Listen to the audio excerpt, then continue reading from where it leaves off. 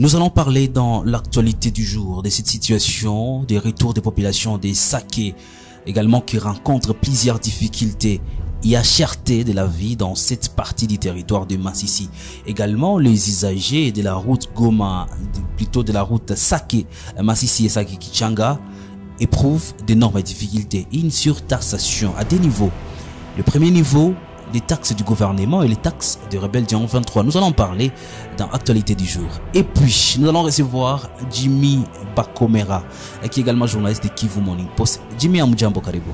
Ujambo bwana Blaise Basabose, ujambo mtazamaji na msikilizaji wa Kivu Morning Post. Na ni kipi ulichoweka kwa kuweza kuwapatia wale wanaotufuata kwa saa hizi? Ndivyo, katika siku hizi habari ni motomoto tena ni nyingi. Kuna tukianzia huko tarafani Masisi, ni kwamba kuna baadhi ya watu 6 ambao waliweza kufariki. Ilikuwa ni siku ya hapo jana, sababu ya radi ni baada ya mvua mkali ulionyesha siku hizo. Ni ndani ya eneo ya Ngungu.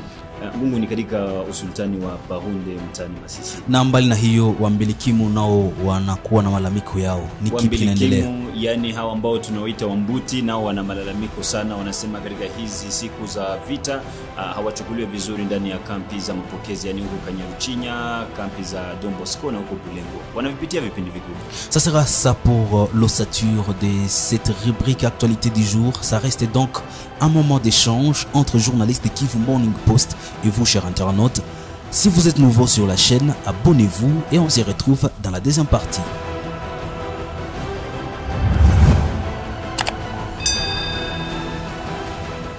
Pour commencer l'actualité du jour, parlons de cette information.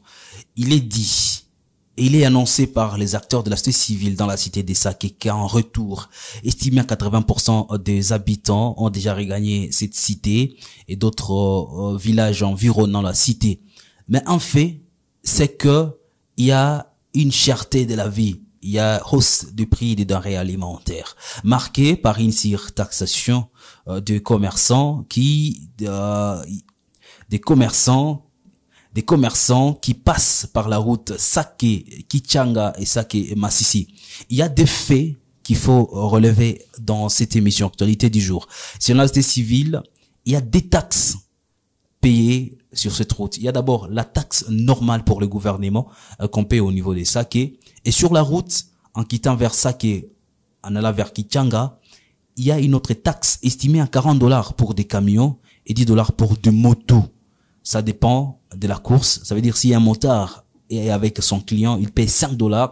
Mais si un motard transporte un colis, il est obligé de payer $10. C'est une situation qui fait mal à la population vivant dans cette partie de la République démocratique du Congo. Également, selon une vidéo de la cellule de communication du gouvernement provincial, les forces armées de la République démocratique du Congo s'entraînent magnifiquement bien pour faire un assaut sur les rebelles du 23 et en finir avec cette rébellion soutenue par le Rwanda. Suivant donc ce reportage de la cellule de communication du gouverneur.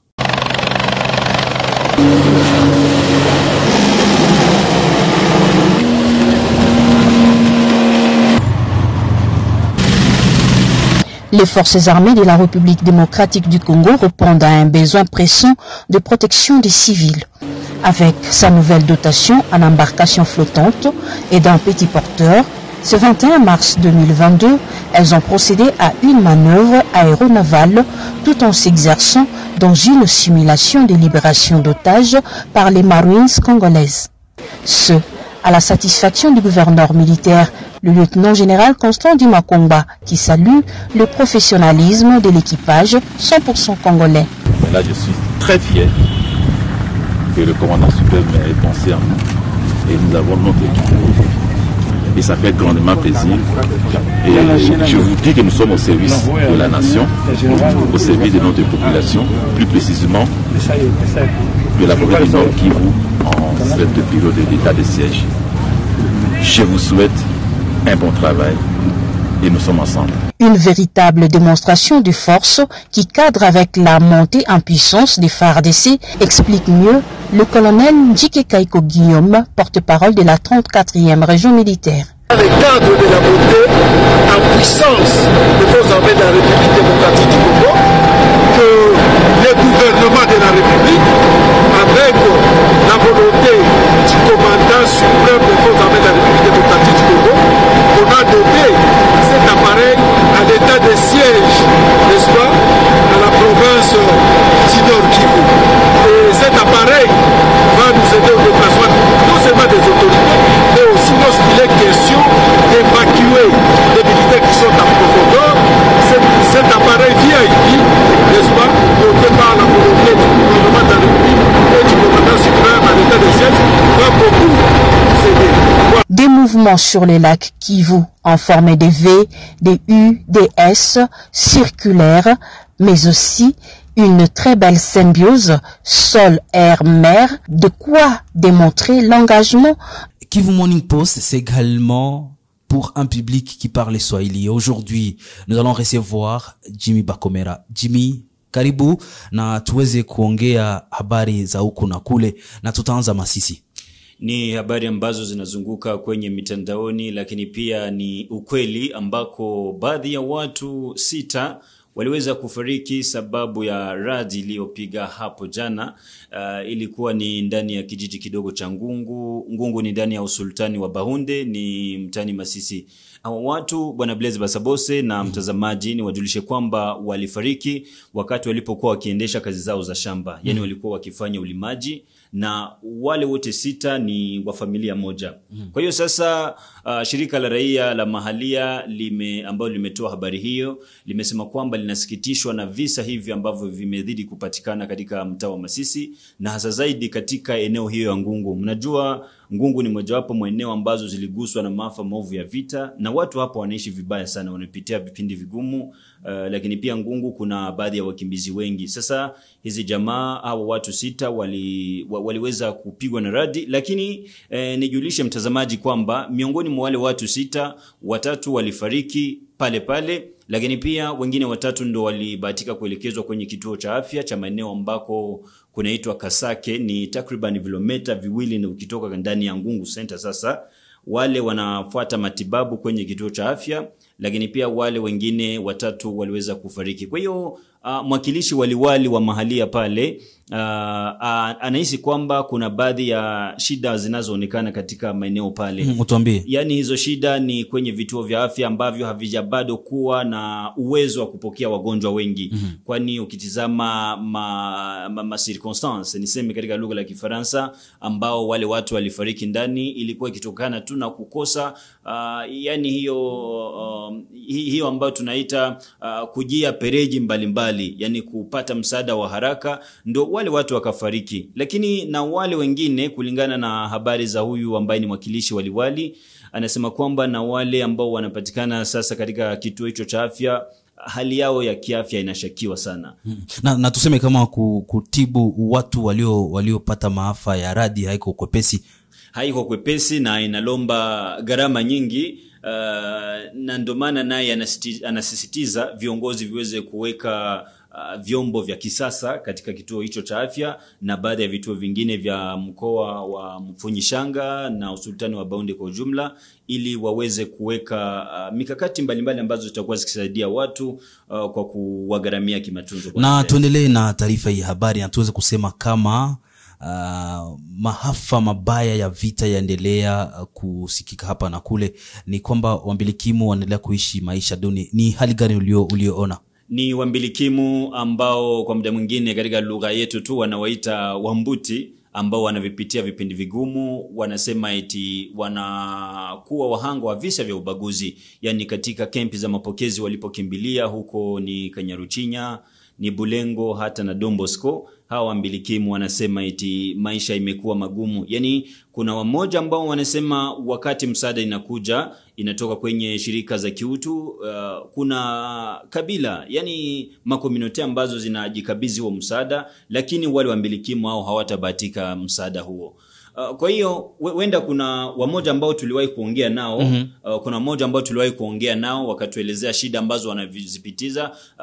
Wenda nialike msikilizaji hata mtazamaji aweze kufuata kidogo yale ambayo wambilikimu hao wanaomba kwa serikali. Bila shaka Bwana Nibishaka Vyarima anatuambie leo maisha wa mbuti kuna namna gani katika hizi siku? Maisha ya leo juu tuko mkimbizi, maisha tunateseka sana. tulitokea Rugari mu bukimbizi, tulikuwa nakimbia Masasi, leo hii tunateseka kuchakura. Tunaweza sema kwamba hii turu Bambuti bako discrimine, yani wanabaguliwa na wengine. Leo hii tuko kabisa muzengine kabila sawa Hutu, tuko pamoja, tuko mu habitation pacifique. Ndio ginzi tunaishi nao. Na msaada inakuwa je wakati nafika je ukwake discrimination Bambuti na wengine? Hapana. Kama tunapata nani msaada ya chakula, Muhutu anakamataka na Mbute anakamata kabisa, kwa ile neno hakuna tatizo leo. Lakini wengine wanasema kwamba Mbute wapate msaada siku hizi. Wambuti kupata msaada. Tukipata msaada tunaweza ichangia na Wahutu kabisa, tuweze chagua Bambuti tukamate kabila hii ni kabila fulani na hii ni kabila fulani. Hapana. Usa tunapata msaada tunaikamata tunaichangia na wenzetu. Kibinafsi wewe unaomba nini kwa viongozi? Sisi mimi chenye naomba wakubwa, ninaomba chakula kabisa, mai hayo tuko na mai kupata chakula ya kupitisha inakuwa nguvu sana. Mzee jambo. Jambo sana. Mko kwa majina ni nani? Kwa majina ni Nzabimana Turahagaza. Bwana Sabimana, tutuambie maisha yenu hapa ndani ya kampi iko namna gani? Maisha ya kampi hapa kwetu ndio kuita MSPake Munigi. Njala nje yenye nadutatiza. Manake mwakati yenye tuko hapa watoto bako naenda tafutisha mwingine kulomba. Sawa wanafika munjia bamoya wanawagonga, wengine wanawafungia mu rupangu tunawakosa. Na mabasha zenye walitupatia zamani zilishapasuka. Manake si hapa njala na mvula kutunyeshea tunakosa kwa kutia watoto. Manake ncho chenye kinadutesa sana. Bali watoto banafungia mu rupango jani. Wale watoto manake na sisi banaendaka kwenye wanaenda tunawatafuta tunawakosa, tunaenda sikia mmoja alishakufa, wengine wakingali, na wengine tunakosa kama walishapitia njia gani. Kitu gani ambacho kinahuzunikishaka wakati mnakutana na visa kama na hivyo, ingalao nanyi mko wakongomani sawa wengine?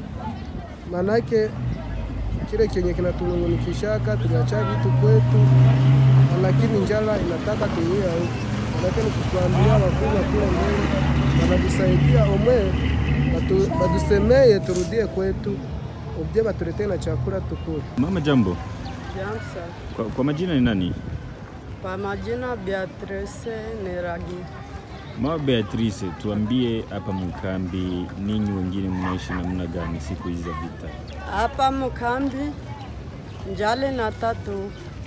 Maitunjwa nyetubiko na tuletea kawaida. Chakula hakuna chakula. Lakini wengine wanapokeaka jujua nini nye hamumpatake msaada sa wengine? Sasa tujue sababu ya hili. Nilishaka pima kuuliza viongozi kwa nini hampatake msaada? Tushapima uliza bakesema ke batanza pokelesha ngambi 5 sengambi yetu aseni ya 6. Na kwa hiyo sasa wenda ninyi wengine ni wakongomani pia kama wengine, mnaomba nini kwa viongozi? Yenye tunaomba batusaidie sana, omwe baturudishe kwetu. Kwa juu tushakosa kimbilio, omwe tukufie mkote ya kwetu. Mama Beatrice, uko na watoto wangapi? 5. Na mwanaume? Bali watoto 5 juba kule unafanyaka nini? Kusema bakule minenda tumikiana mu mashamba au minenda kubebiana mizigo njo batoto wanakula. Bale benye unaenda tumikiana wakati unafika kule wanakukamataka namna gani? Sasa nafika kule minaona mama mwenye meuza mirongo 10 ya maragi mina mubebiate kubisa na nipata 1000 francs 500.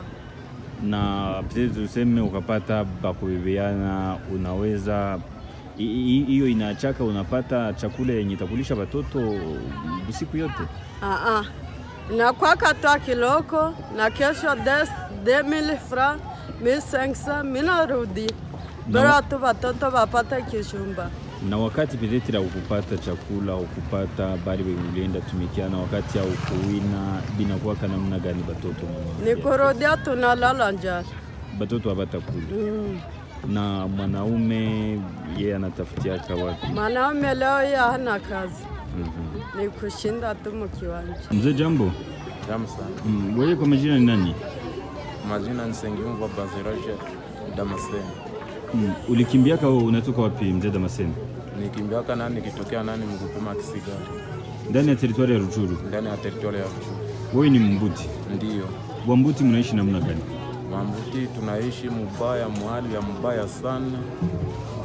Na tulifika huku kama ba deplace, tukafika huku menalone uhali na kuwa mubaya sana tena. Unamaliza siku zapata ngapi na huko mkimbizi? Namaliza nani 5 mois, miezi 5 na niko mkimbizi. Mwa hiyo 5 mois unaishi namna gani wewe na familia yako? Ni kutafutisha tu kwenda kule mpoli nani kutafutisha nani kumakala ili nipate kiinzi nani watoto wanapata nani kuishi. Mzee, una watoto wangapi? Niko na watoto 5. Bali watoto 5 na mwanamke? Na mwanamke 6 na mimi wa 7. Purke mkule munafanyaka nini? Kusema ni kule antuka nina zikazaka nani kuingia nani kupoli kutafutisha nani makala ili nani watoto waone nani waone wapate kukula. Na kama haukubahatika upata kitu binakuwa kana namna gani mesha watoto? Na kama sipate kitu antuka pale watoto antuka utasikia mubaya kabisa nani watoto wata. Mzee, ninyi ni Wambuti na leo munaomba nini kwa viongozi ili muweze kuchukuliwa kama watu wengine muweze kupata msaada? Tunaomba nani grupu ya viongozi waweze kutusaidia kabisa msaada, na antuka tunakufa na njala hapa mkampi ya Kanyaruchinya. Na ni mwisho wa mazungumzo haya. Jimmy Shukrani Bakomera, tunakushukuru sana kwa kuwa uliweza kuitika mwaliko wetu. Shukrani sana bwana Blaise Basabose, shukrani kwa mtazamaji wa Kivu Morning Post TV. Mesdames, Messieurs, merci d'avoir été des nôtres. C'est la fin de l'actualité du jour, ce moment d'échange entre journalistes de Kivu Morning Post et vous. Vous êtes nouveau sur la chaîne, n'oubliez pas, abonnez-vous pour découvrir d'autres vidéos et on se retrouve très prochainement.